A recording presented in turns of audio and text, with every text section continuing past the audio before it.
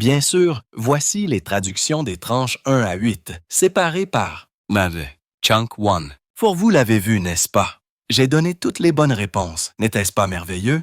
J'aurais pu être actrice, vous ne trouvez pas? À 85 ans, Julie Christie est complètement seule. La lauréate d'un Oscar, qui a fréquenté Warren Beatty, passe maintenant ses journées en silence. Son mari, depuis 46 ans, est décédé il y a quelques mois, en mai 2025.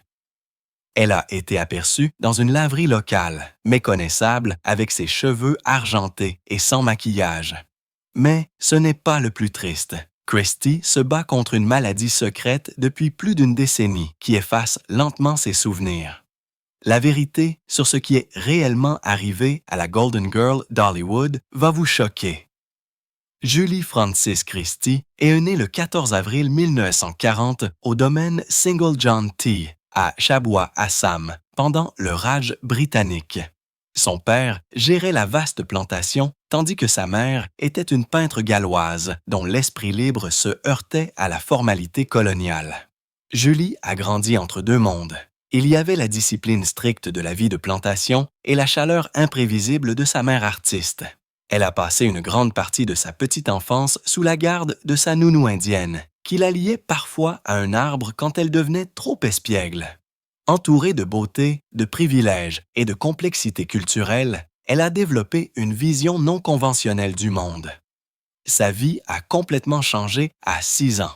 Ses parents l'ont envoyée seule en Angleterre, la plaçant dans des familles d'accueil et l'inscrivant au couvent de Our Lady School à St. Leonards-on-Sea. Ce n'était pas un arrangement temporaire, mais une rupture permanente avec sa vie en Inde. La chaleur et la couleur de ses premières années ont été remplacées par les règles froides et rigides de l'éducation conventuelle. Elle a été expulsée de sa première école pour avoir raconté une blague risquée et peu après, on lui a demandé de quitter une autre. Elle a finalement atterri à la Wacom Court School dans le Buckinghamshire, mais le mal était fait. La jeune fille à l'esprit libre d'Assam était désormais confinée dans des murs institutionnels. Sa décision de fréquenter la Central School of Speech and Drama de Londres était davantage liée à son désir du style de vie d'un artiste qu'à une passion brûlante pour le jeu d'acteur. Derrière son image publique, elle luttait contre une timidité paralysante. Warren Beatty l'a qualifiée de personne à la fois la plus belle et la plus nerveuse qu'il ait rencontrée. Elle détestait voir sa photo sur les couvertures de magazines, sachant que les histoires qui y étaient attachées étaient loin de la vérité. La célébrité est venue si soudainement qu'elle n'a jamais appris à être à l'aise avec elle. Chunk 2. For elle, a comparé le fait d'être reconnue en public à être la scie le chien prodige. L'anxiété était si forte qu'elle évitait souvent complètement les rôles. Et même des décennies plus tard, les réalisateurs devaient tâcher la persuader pendant des mois avant qu'elle ne s'engage dans un projet. Ses débuts sur scène ont été modestes. En 1957, elle s'est produite avec le Freetown Repertory dans l'Essex. Loin du glamour de Londres, elle a refusé plusieurs rôles de premier plan dans les années suivantes, notamment celui de l'impératrice russe dans Nicolas et Alexandra. Sa sélectivité extrême découlait de la peur de se répéter, ce qui limitait ses choix, mais garantissait que lorsqu'elle acceptait un rôle, elle y donnait tout. La réalisatrice Sarah Pye a déclaré qu'une fois que Julie s'était engagée, elle se donnait complètement au travail. Le premier vrai avant-goût de la célébrité pour Julie Christie est venu en 1961 lorsqu'elle a joué dans la série de science-fiction de la BBC A for Andromeda. L'émission a été créée par l'astrophysicien de Cambridge, Fred Hay, et le producteur de télévision John Elliott, et elle racontait l'histoire de scientifiques qui captent un signal radio de la galaxie d'Andromède. Le signal contient des instructions pour construire un ordinateur puissant. Christie a joué 2 rôles. Christine, une assistante de laboratoire brune, qui meurt dans un mystérieux suicide à l'intérieur du laboratoire informatique, et Andromeda, son clone blond créé à partir d'ADN. L'ordinateur tue Christine, puis utilise son code génétique pour produire Andromeda, un être magnifique mais dangereux avec un esprit extraterrestre. À un moment donné, Andromeda avertit les humains que son espèce prendra le dessus et que la leur disparaîtra comme les dinosaures. La série a été le premier grand drame de science-fiction pour adultes de la BBC depuis les séries Quatermass des années 1950, et elle a fait de Christie une star de la télévision. Elle n'a obtenu le rôle qu'en raison d'un changement de dernière minute. L'actrice Topsy Jane avait été initialement choisie, mais elle est tombée malade juste avant le début du tournage. Christie est intervenue, et ce coup de chance est devenu un modèle dans sa première carrière. Le réalisateur John Schlesinger l'avait refusé pour un Kind of Loving en 1962, la qualifiant de trop excitante pour le rôle, et il l'avait également rejeté pour incarner Anne Frank. Mais lorsque Topsy Jane a dû quitter Billy Liar en 1963, Schlesinger a choisi Christie à la place. Il a même réécrit son introduction. Elle est donc apparue en marchant à travers un montage jazzy, dans une partie de la ville en redéveloppement, pleine de style et de confiance. À peu près au même moment, elle a été envisagée pour Honey Rider dans le premier film de James Bond, Dr. No. Mais le producteur Albert R. Broccoli a choisi Ursula Andress après avoir été impressionné par sa silhouette. Après A for Andromeda, Christie a construit sa présence à la télévision avec des choix judicieux. Elle s'était formée à la Central School of Speech and Drama et avait fait ses débuts sur scène en 1957. En 1961, elle est apparue dans Call Oxbridge 2000. Chunk 3, Feu. Et dans 1962, elle est brièvement revenue pour la suite The Andromeda Breakthrough. Elle n'est apparue que dans un seul épisode avant que la BBC ne refuse de payer des frais d'option de 300 $ pour la garder, et Susan Hampshire a repris le rôle. La même année, Christie est passée au cinéma avec ses débuts dans The Fast Lady et Crooks Anonymous, deux comédies des studios Ealing. Ses premiers rôles, en particulier à For Andromeda, ont aidé à définir son mélange d'innocence et de glamour, préparant le terrain pour son succès cinématographique ultérieur. Pourtant, elle craignait d'être piégée dans des rôles de science-fiction. Son inquiétude s'est avérée valable des années plus tard, lorsqu'elle a joué dans Demon Seed en 1977 dans le rôle d'une femme retenue captive par un ordinateur IA appelé Proteus I4 qui veut la féconder. Les critiques l'ont comparée à Rosemary's Baby, mais avec la technologie au lieu de l'occulte. L'histoire de la conception informatisée et du contrôle génétique a trop étroitement fait écho à son rôle dans Andromeda pour être confortable. Dès le début, elle a dégagé un air de mystère que le public a trouvé magnétique. Les critiques ont remarqué comment elle semblait dominer l'écran sans effort. Une critique dans le Times disait qu'elle avait la rare qualité de faire disparaître tout le reste lorsqu'elle était à l'écran. Le critique de cinéma Andrew Sarras l'a qualifiée d'apparition poétique, et le réalisateur Stephen Frears a admis qu'après l'avoir vue dans Billy Liar, il avait rêvé d'elle pendant des années. En 1962, Julie Christie a failli devenir la première James Bond girl. Le producteur Albert R. Broccoli l'envisageait sérieusement pour Honey Rider dans Dr. No, mais l'a refusé parce qu'il pensait que sa silhouette était trop mince pour le rôle. Le rôle est allé à Ursula Andress, dont la scène en bikini blanc est devenue l'un des moments les plus célèbres du cinéma. D'autres noms ont été envisagés, mais Andress a été choisie seulement 2 semaines avant le tournage, après que les producteurs ont vu une photo prise par son mari, John Derek. Perdre le rôle s'est avéré être une bonne fortune pour Christie. Cela l'a libérée pour prendre des rôles plus sérieux qui définiraient sa carrière, et le look même qui lui a coûté. La partie de Bond est devenue plus tard une partie de son charme signature dans la nouvelle vague britannique. Ses débuts au cinéma ont eu lieu la même année dans 2 comédies légères, Crooks Anonymous et The Fast Lady. Le premier avait un budget de 125 000 $ et l'a jumelé à Leslie Phillips et Stanley Baxter. Le second était une farce burlesque dans le style des comédies britanniques populaires des années 1950. Mais Christie est rapidement devenue malheureuse. Ses producteurs voulaient la transformer en star glamour, mais elle a résisté. Au lieu de voitures flashy, elle conduisait un vieux scooter dans Londres. Elle portait des costumes gris unis aux événements de presse, au lieu de robes élégantes.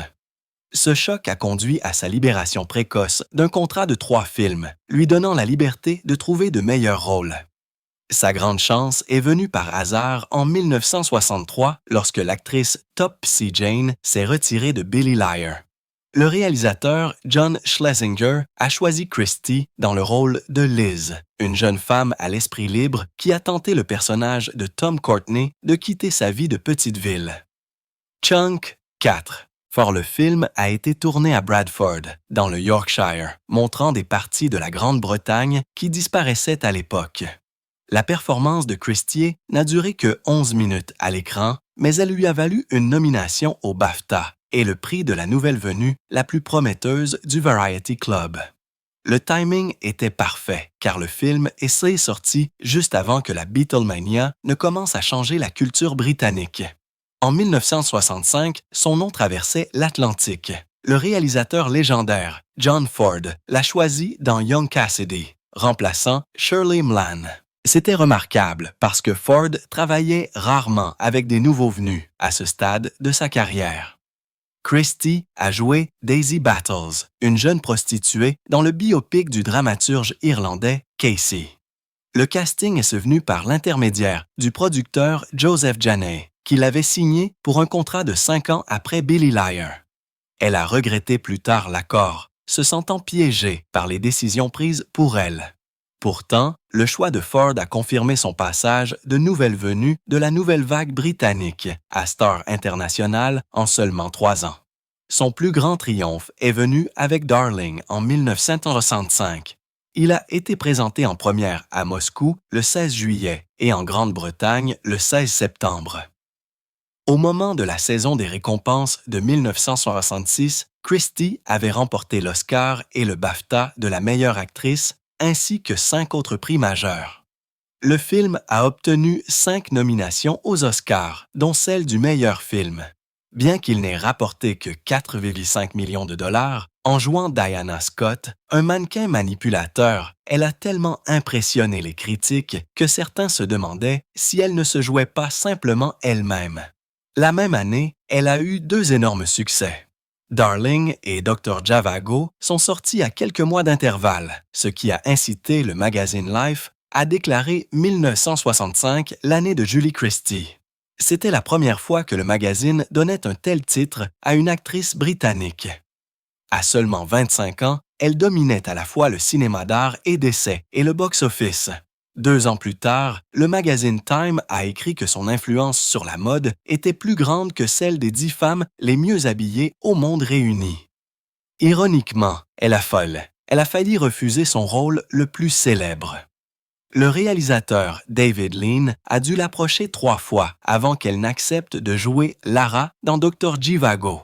Elle adorait le roman de Boris Pasternak, mais doutait du ton romantique du film et de la pression de diriger une production de 15 millions de dollars.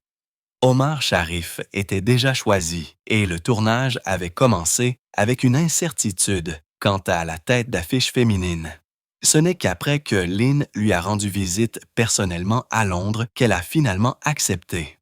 Lors de sa sortie, le 22 décembre 1965, Dr. Zhivago est devenu un phénomène de box-office.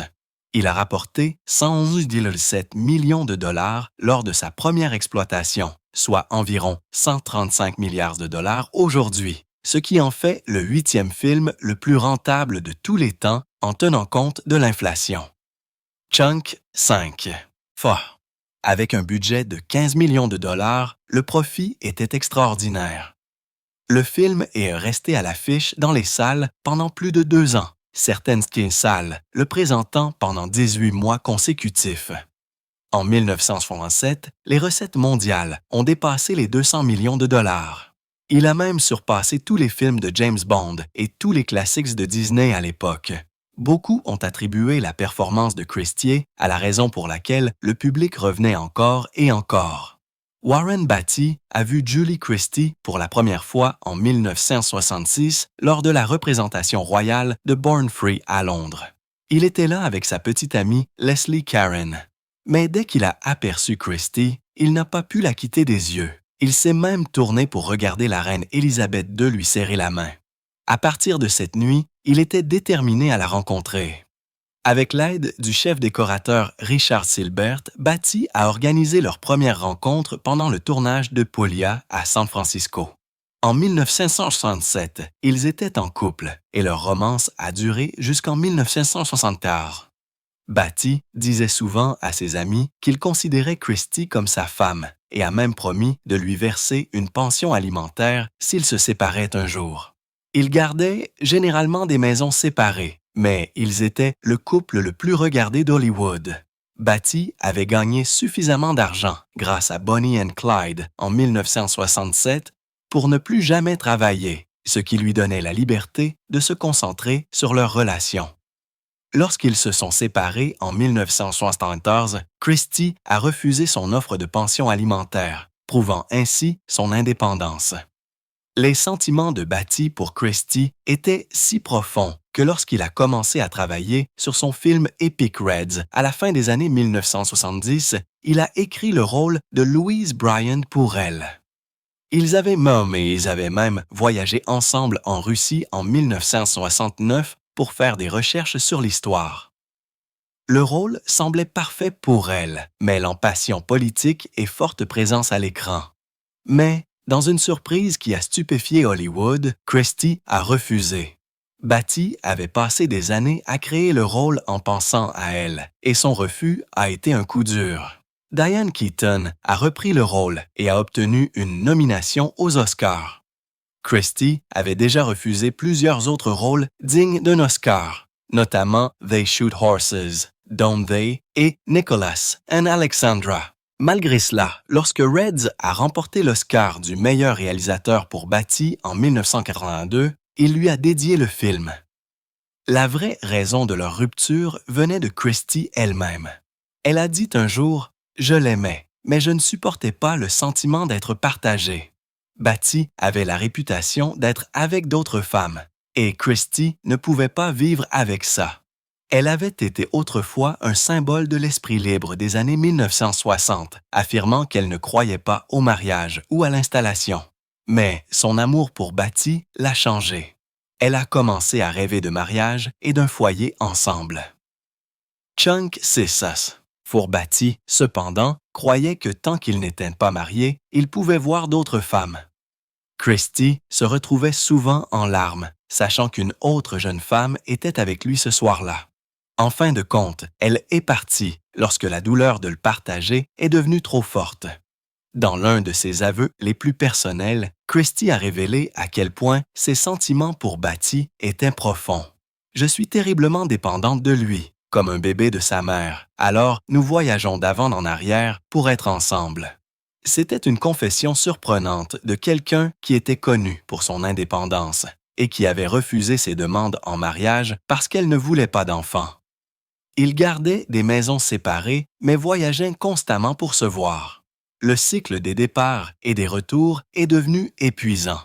Pourtant, cela a montré à quel point ils étaient liés l'un à l'autre. Ils ont également travaillé ensemble pendant leur relation et même après sa fin. En 1971, ils ont joué dans McCabe and Mrs. Miller, filmé au plus fort de leur romance, ce qui a valu à Christie une nomination aux Oscars et a été conservé plus tard au National Film Registry. En 1975, ils sont apparus dans Shampoo, jouant d'anciens amants d'une manière qui reflétait leur vie réelle. Leur dernier film ensemble est sorti en 1968 avec Heaven Can Wait, où ils ont de nouveau joué des rôles principaux romantiques, même si leur romance s'était terminée 4 ans plus tôt. Entre ces 3 films, ils ont obtenu un total de 14 nominations aux Oscars et en ont remporté 2. Leur connexion à l'écran est restée aussi forte que jamais, prouvant que même après que l'amour s'estompe, le respect et la chimie peuvent sans toujours maintenir 2 personnes ensemble.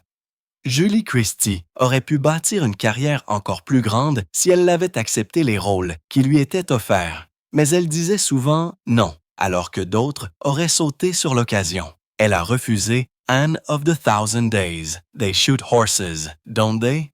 Et Nicholas et Alexandra. Chacun de ces films a valu des nominations aux Oscars aux femmes qui ont repris les rôles. Son film de 1973, Don't Look Now, lui, a valu l'un des moments les plus commentés de l'histoire du cinéma. Une scène de sexe avec Donald Sutherland a duré 5 minutes et avait l'air si réel que des rumeurs ont circulé selon lesquelles il l'avait réellement fait devant la caméra. La scène comprenait même une représentation rare de sexe oral pour un film grand public à l'époque. Christie a déclaré plus tard que les gens ne faisaient pas de scènes comme ça à cette époque et qu'elle et Sutherland étaient embarrassés. Les censeurs américains ont dit au réalisateur « Nous ne pouvons pas voir de chevauchement, nous ne pouvons pas voir la montée et la descente entre les cuisses. » Le film a été classé R aux États-Unis et a reçu un certificat X en Grande-Bretagne. Des années plus tard, un producteur a affirmé les avoir vus avoir de vraies relations sexuelles, mais Sutherland l'a nié avec colère. Warren Beatty, son petit ami de l'époque, a essayé de faire couper la scène, allant même jusqu'à dire aux dirigeants de retirer les poils pubiens poil par poil. Le talent d'actrice de Christie a continué de briller pendant des décennies. Chunk 7. Fort. Après sa victoire aux Oscars en 1966 pour Darling, elle a été nominée à nouveau en 1971 pour McCabe and Mrs. Miller. Puis, il y a eu un écart de 26 ans avant sa prochaine nomination en 1997 pour Afterglow. 10 ans plus tard, en 2007, elle a été nominée pour Away From Her, jouant une femme atteinte d'Alzheimer à l'âge de 67 ans. Elle n'a jamais remporté un autre Oscar, mais 4 nominations en 41 ans l'ont placée parmi les grands. Les prix ne lui ont jamais semblé importer beaucoup. Pourtant, sa carrière a prouvé qu'elle pouvait toujours attirer l'attention chaque fois qu'elle le choisissait. Dès le début, elle a résisté aux règles d'Hollywood. En 1965, elle a dit qu'elle ne voulait jamais être une grande star et qu'elle craignait de devenir insupportable. Elle a même sauté de grandes tournées de films pour rejoindre la Royal Shakespeare Company. La célébrité l'effrayait. Elle préférait dormir sur le sol chez des amis plutôt que d'être choyée comme une célébrité. Dans les années 1980, elle a ralenti sa carrière, passant plus de temps dans la campagne anglaise. Elle s'est consacrée à des causes politiques et environnementales et s'est tenue à l'écart de la machine à films commerciaux qu'elle jugeait désormais uniquement motivée par l'argent. Son indépendance s'est également manifestée dans son style. Aux Oscars de 1966, elle a accepté son prix en portant un pantalon à jambes larges au lieu d'une robe. Cela a choqué le public et l'Académie, qui avait un consultant en mode en coulisses pour empêcher les vêtements inappropriés. Christie est passée devant celle avant que quiconque ne puisse l'arrêter. Le magazine Time a déclaré que son look avait plus d'impact sur la mode que toutes les listes des personnes les mieux habillées de l'année réunie. Elle avait fabriqué le pantalon elle-même, transformant le moment en un petit acte de rébellion qui a changé la façon dont les stars s'habillaient aux Oscars. Sa voix politique s'est renforcée dans les années 1970. Elle a soutenu le mouvement pour la paix pendant la guerre du Vietnam, bien qu'elle soit timide en public. Elle a participé à des manifestations jusque dans les années 1980, notamment un rassemblement en 1980 à Newcastle contre les exercices militaires de la guerre froide et une manifestation en 1983 devant une usine fabriquant des pièces d'armes nucléaires. Elle n'avait pas peur d'être arrêtée pour ses convictions. Dans les années 2000, elle s'est attaquée aux causes des droits de l'homme, en particulier contre les abus à Guantanamo Bay. Aux Oscars de 2008, elle portait un ruban orange pour exiger la fermeture de la prison. Elle a même participé à des grèves de la faim en solidarité avec les détenus. Elle est devenue une mécène de Reprieve qui défendait des prisonniers comme Binyam Mohammad. Christie a ouvertement accusé les gouvernements de torture et de dissimulation, affirmant que la restitution extraordinaire n'était qu'un autre mot pour disparition. Son activisme s'est étendu bien au-delà des gros titres. Elle a voyagé à travers le Nicaragua, El Salvador et l'Argentine, rencontrant des survivants de la torture et des familles de disparus. Chunk 8. Ces expériences ont façonné sa façon de voir la guerre contre le terrorisme mené par l'Amérique, lui rappelant les horreurs dont elle avait déjà été témoin sous d'autres régimes. Elle a dit que de tels abus pouvaient se produire n'importe où, même dans les démocraties. Elle était tout aussi franche au sujet de George W. Bush. Elle a dit qu'elle craignait qu'il ne déclenche une vague de sadisme et croyait qu'il l'avait fait.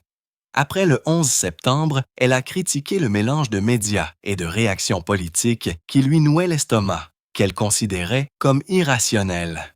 Elle a condamné le terme de combattant illégal comme une astuce juridique pour dépouiller les droits de l'homme.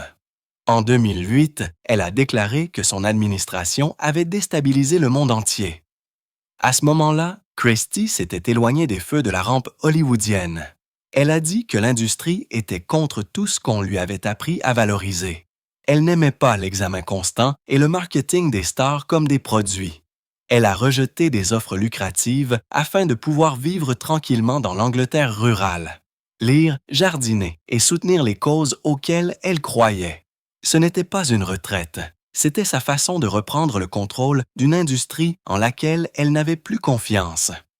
Julie Christie a rencontré le journaliste d'investigation Duncan Campbell en 1968 dans un club à Camden Town, dans le nord de Londres. Elle était déjà une actrice célèbre avec un Oscar, alors qu'il faisait des vagues en tant que reporter intrépide pour The Guardian. Campbell venait d'affronter le très médiatisé procès ABC, en vertu de la loi sur les secrets officiels 1 an plus tôt. Christie, qui en avait assez du glamour superficiel d'Hollywood, a trouvé en lui quelqu'un qui partageait ses valeurs et sa passion pour la vérité. Son dévouement à la politique de gauche et à la justice sociale correspondait à ses propres idéaux en évolution. Cette nuit a déclenché une relation qui allait durer une extraordinaire 46 ans, défiant tranquillement toutes les attentes d'Hollywood. Ils sont restés ensemble de 1979 jusqu'à la mort de Campbell le 16 mai 2025 à l'âge de 80 ans. Campbell est devenu le principal correspondant criminel de Grande-Bretagne, couvrant des affaires tristement célèbres comme les meurtres de Stephen Lawrence et James Bullier et les crimes de Fred et Rosemary West. En 1999, ils ont déménagé à Ojai, en Californie, où Campbell est devenu le correspondant de The Guardian sur la côte ouest. Christie a poursuivi sa carrière d'actrice, obtenant sa 4e nomination aux Oscars en 2007 pour Away From Her, tandis que Campbell s'est tourné vers l'écriture de livres. Son best-seller de 2019, The Underworld, a cimenté son héritage. Malgré leur réalisation publique, leur relation s'est restée si privée que peu de médias en ont parlé. En janvier 2008, le frère de Christie a révélé une surprise. Elle et Campbell s'étaient secrètement mariés 2 mois plus tôt en Inde, son lieu de naissance. Elle avait 66 ans au milieu de sa campagne aux Oscars et avait longtemps dit qu'elle ne voyait aucune raison de se marier. Fr. Sa famille n'était même pas au courant avant la cérémonie. La nouvelle a éclaté seulement 3 jours après qu'elle ait remporté un Screen Actors Guild Award, ajoutant au choc. Même après près de 3 décennies ensemble, Christie et Campbell n'ont jamais vécu sous le même toit. Elle accordait trop d'importance à son indépendance, disant qu'elle avait toujours préféré la vie partagée avec des amis plutôt qu'une maison de couple conventionnelle. Campbell respectait cela complètement. Leur arrangement n'était pas une bizarrerie, mais un choix délibéré, montrant que l'amour n'avait pas besoin de cohabitation pour durer. À la fin des années 1960, Christie avait quitté Los Angeles pour une ferme au pays de Galles.